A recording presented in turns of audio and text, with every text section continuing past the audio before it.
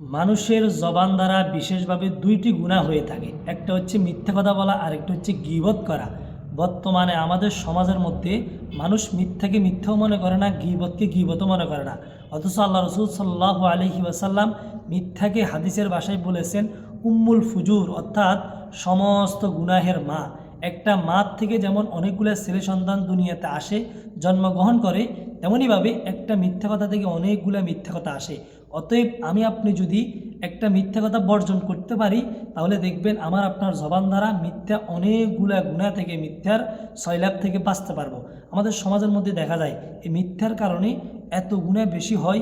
সমাজের মধ্যে ঝগড়া বিবাদ, এরকমভাবে মামলা মোকদ্দমা, যত গুনাহ আছে, যত জটিল কঠিন আছে, সবগুলো মিথ্যার কারণে হয়। যদি আমি আপনি মিথ্যা বর্জন করতে পারি, ইনশাল্লাহ দেখবেন অনেকগুলা গুনাহ থেকে বাঁচা সহজ হয়ে যাবে।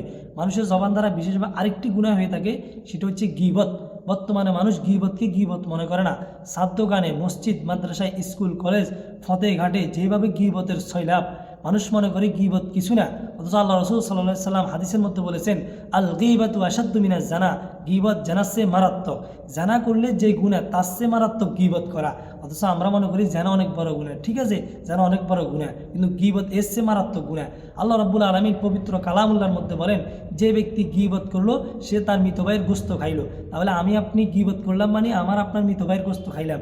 আল্লাহ তাআলা কোরআন শরীফের মধ্যে প্রশ্ন করতেছেন, তোমরা কি তোমাদের মৃত ভাইয়ের গোস্ত খাবে? তো আমরা বলতেছি না, আমরা তো এটা কখনো খাবো না, কোনো মানুষ খাবে না, মৃত ভাইয়ের গোস্ত আমি আপনি কেউ খাবো না। তাহলে আল্লাহ তাআলা বলতেছে, তাহলে তোমরা কেন অন্যের কী করো, দোষ চর্চা করো?